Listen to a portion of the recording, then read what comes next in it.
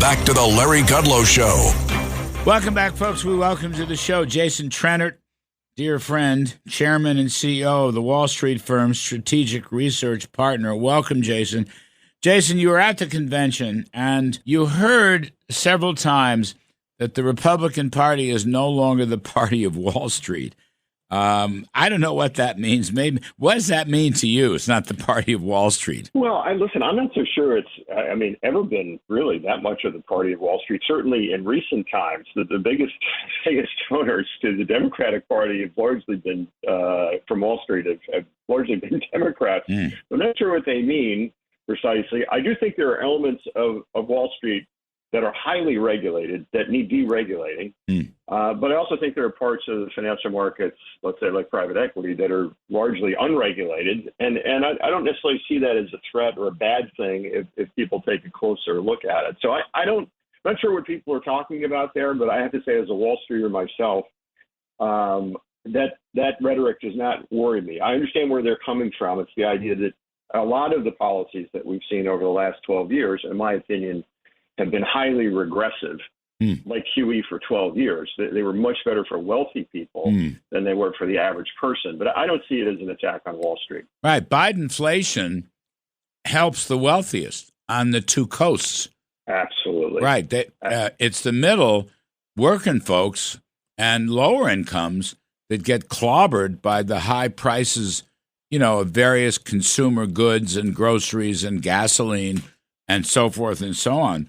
So I think that's right. And the other thing is the stock market, if you adjust for inflation, Jace, the stock market did very, very well under Donald Trump. It has not done that. Adjusted for inflation, it has not done that well under Biden. So investors, right, investor class, right, they benefited from Trump. Oh, undoubtedly. And I think the other, again, as you mentioned, right, I also think, as we talked about yesterday, there have been a lot of maneuvers on the part of Secretary Yellen to artificially manipulate long-term interest rates and keep them lower. I very much suspect that multiples on earnings tend to benefit from higher inflation simply because they're in nominal terms. But multiples are relatively high, but that's only because we're manipulating interest rates. And so I am very much of the opinion that the stock market was on much firmer footing in the Trump years. I was not nearly as concerned about the overvaluation of the market as I am now. Jason Trennert, what's your outlook for the economy and for interest rates right now?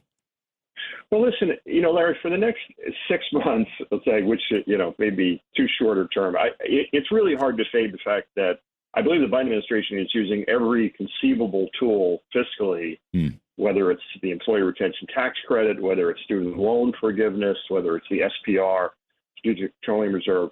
They're using every tool they have to keep the economy going. And I think it's quite likely that the Fed is going to ease at least once between now and the end of the year. So it makes it hard to fade the economy now. And there are clearly good things going on in terms of innovation and artificial intelligence, pharmaceutical industry. So there are a lot of good things going on. By the same token, there are elements, as I said before, that are somewhat manipulated and are not sustainable for the next president, whoever that ultimately winds up being. I hope it's President Trump. But if it's not, the bill will come due eventually. I mean, we're going to have to deal with all this borrowing. There's $2 trillion deficits as far as the eye can see under the current baseline from CBO, Congressional Budget Office, which is essentially Biden's baseline. Now, Mr. Trump comes in to win. He's still going to have to deal with that and try to bring deficits down as a share of GDP, perhaps, and bring debt down as a share of GDP. Can you do that with economic growth? Sure. Actually, I think economic growth is the only encouraging innovation and productivity and capital spending is the only way out. In my opinion, the problems are too large. Frankly, I don't think it's a good way to do it any other way anyway. But now the problems are so large that growth is the only answer. And so, again, you want to focus on deregulating industries like energy, like financials that can help you grow. And I do think we absolutely should get a hold on discretionary spending and really try to prove to the markets, these days, because the Fed has bought so many securities, its balance sheet is so large, the bond market no longer scares anybody, but eventually it will if we keep going down this road.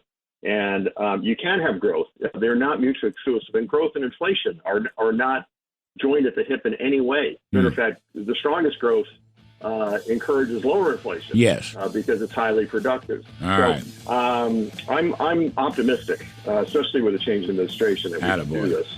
Wall Streeter Jason Trennert, thank you, buddy. We appreciate it very, very much. Quick break. Other side, the great Kellyanne Conway gives her impressions of the convention. I'm Kudlow. Be right back.